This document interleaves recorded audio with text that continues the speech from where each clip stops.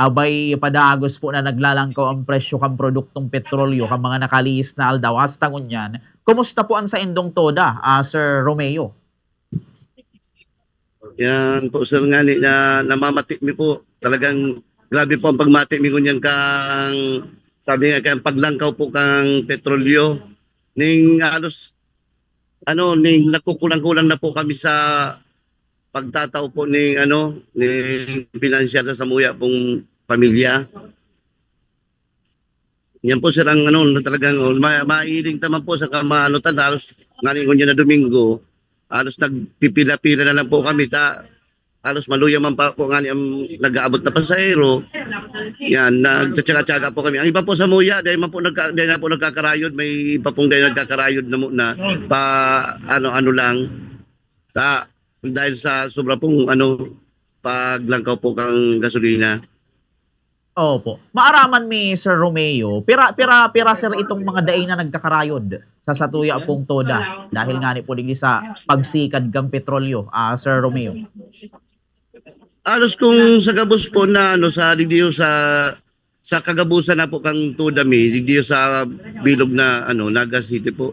Alos man na po mga nasa 1/4 lang po siguro kang Tang iba po siyempre na ngangay po man talaga ning pagkakan sa pamilya na magkisira maski kalikit na aabot po na nakadidilin siya kay po man po giraray na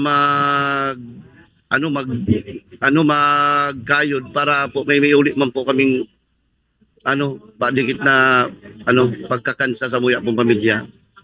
Eyo po, okay. Day, mayo ka mo, sir, plano na magpalangkaw ning pamasahe, dawa piso or dos, para daw pa paano makatabang sa tuya? Bali po nga niya po sir, urulay na po kami sa federasyon, sa pamumuno po kasamuya pong presidente si Hilbelin po. Hindi po na kami mga lakpang na sa puya po nga aga doon sa gobyerno kang Naga. Ito pong primero po, ito po bagang sa po yan na fuel subsidy na kami po nag-ahurot man na kami mapumatawan na ning harap po kaya na na planon kang gobyerno. Saka po ning nag-ihurot po kami na kung may pwede po ngunya na panahon na matawan mo una kami ning bali po kaya ang mga tricycle ang sakay po kaniyo 4 lang. Kunya po na inahagbilasan namin kaya lang po kami magtaas ning presyo kang samuya pong pamasahe arami man po na makahirak man po sa mga pasahero, sa mga commuters po. Apigahagad mi na po sana ito pong madagdagan ning sarok po maging lima na po ang samuyang pasahero para at least po mga katabang-tabang man po yan sa sa samuya pong pagkayod. Eyo po. Dahil daw sir, mga question ka mo sir, baan magsabi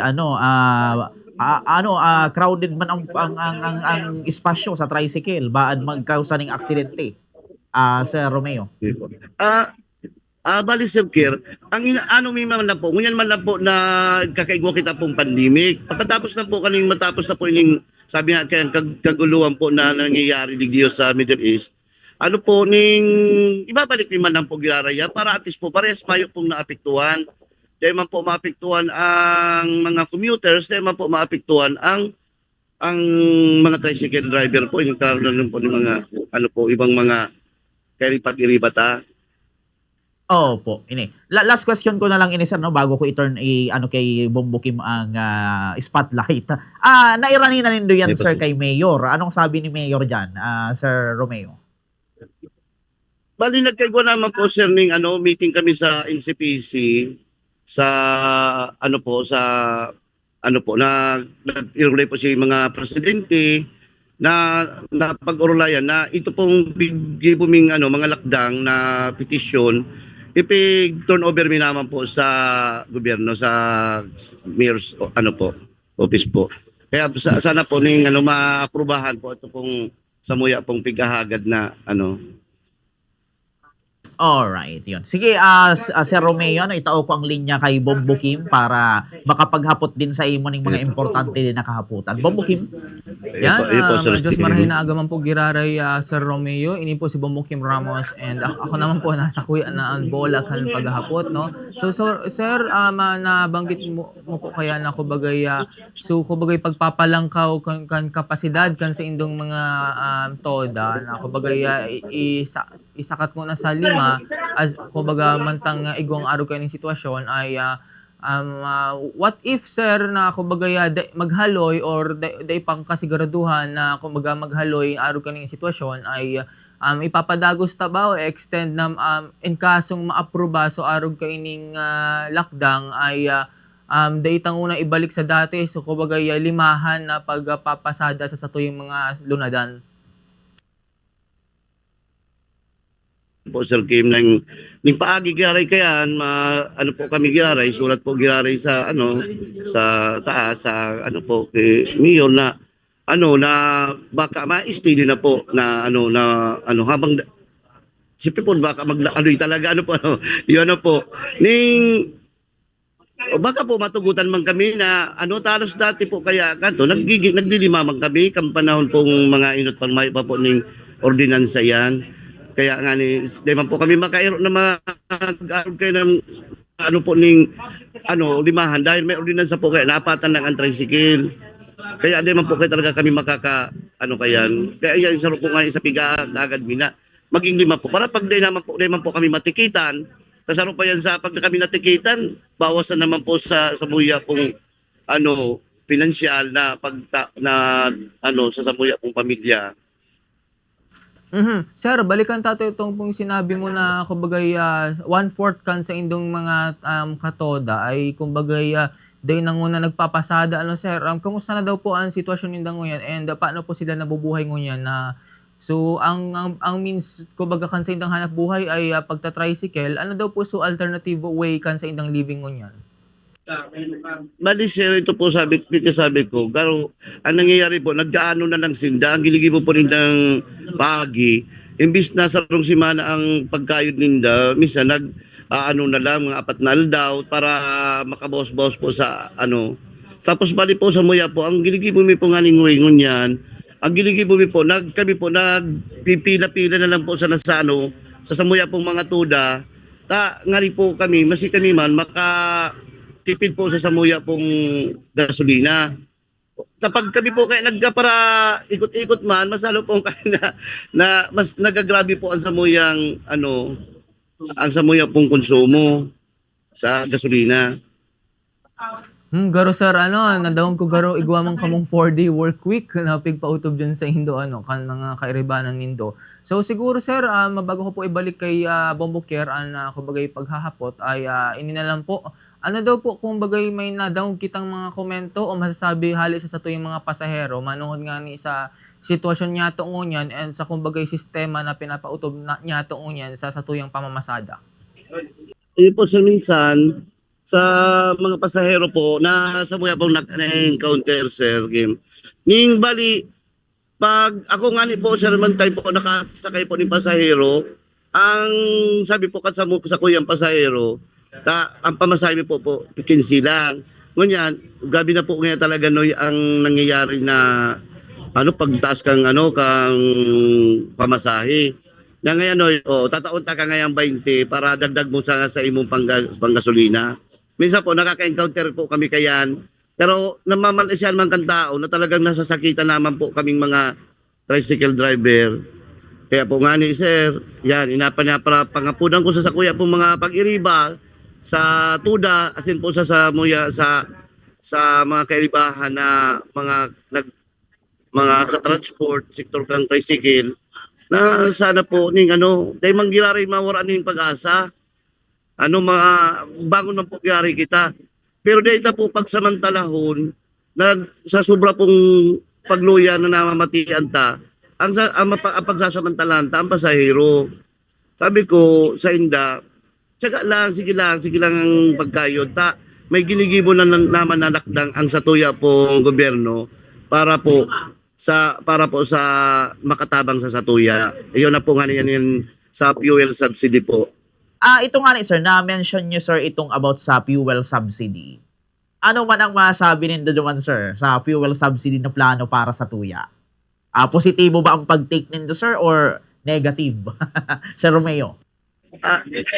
Ayan yan sir, ni Sir Sir Kerr. Sa muya po ngunyan, ang big-isip mo po, sana positive po ang samuya pong dahil aram ni man po na dahil man kami kaya papabayaan dahil nailing man po ninda na ang pagtios po talaga sa ang hanap mi talaga ning para sa pamilya mi na talagang kulang-kulang man sana po talaga magkatotoo man yan. Positive thinking po kami sir, positive thinking. Iyon. Sana magkatotoo. And para po yan sa satuyang pagbuhay-buhay. Maipahabol ko pang kahaputan, Sir Romeo. Ito, kumusta dyan, sir, itong mga, that time kaya, sir, may nakaulay mo kita dyan. Dakulda ang mga private vehicle, mga kolorum, nag-pick up ng pasahero. Kumusta yan mo yan, Sir Romeo? Po talaga. Ayaw pa, sige sir.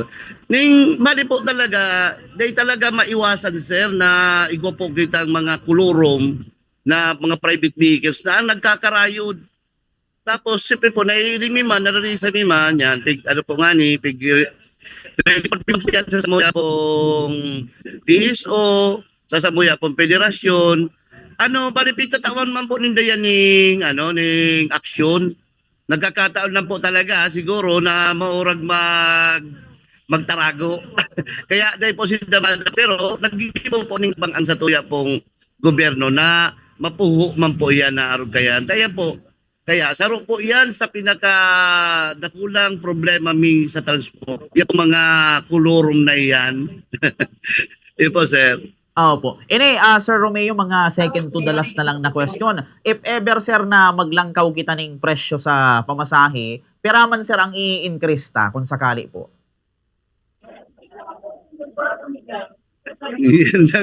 Yan lang sir ako kaya sir bilang sir nagbabase lang po ako sa kung po ay itaw po kang syudad, itaw po kang na maitaw po nindang samuya ning kalangkawan ning tadi abo ko po mag presyo kayang kumpira po ang dapat kay araman po yan ninda pag-urlayan man po yan kang mga kagawad na po si Mayor kung po ang kayan. Pero sana po sabi ka nga kayan kung pwedeng maiwasan na dahil maglangkaw dahil aramdaman po baga na maaapektuhan talaga kayang primero ang pamilyata. Dahil sabi may nagkaklase kitang mga aki, may nagtatrabaho. Saro po yan. Pag dagdag na naman yan sa tuyang mga gastuson sa tuyang pong pamilya, di ba? Kaya nga po yan, pigano ko na lang po na ito po pigurot ko na lang na madagdagan na lang ning giburo na po 5 ang pasahero. Iyon lang po, sa sakuya lang po yan, sir. Sa sakuya lang po yan na pag Opo. Sige sir, bago kita matapos sa interviewing na lang sir ang maiwawalat ng pangapunan, mensahe sa mga kabarutan, ng mga tricycle driver, sa mga nasasakupan po nindo, and even siguro sa mga pasahero and pamilya na nakikibaka man, digdi po sa padagos na pagsikan kan produktong petrolyo, Sir Romeo. Yun po. Yan, pangangapunan po kang gabos na presidente kang federasyon Pituda sa pamamayo po kan Samoya presidente Helen Belen na ang mga pag-ilibami sa transport sector kang Tuda na sana ning dai po kita mapagsamantala sa tuya pong mga pasahero. Gibon talang po kung ang nakapaloob duman sa mga regulasyon na pigpapatugtog kan sa tuya pong gobyerno kang Naga City. Tangari po kita maging maayos, maging mayo po kita matikitan. Dahil po kita magkaigoning record sa tuya pong mga lisensya. Tiyos-tiyos lang po kita, mabalik man lang po kita giraray kayo sa dati. Yan na po Sir Kim. Kumusta na lang po sa Indondoan ni Sir Kim saka sa Sir Kim.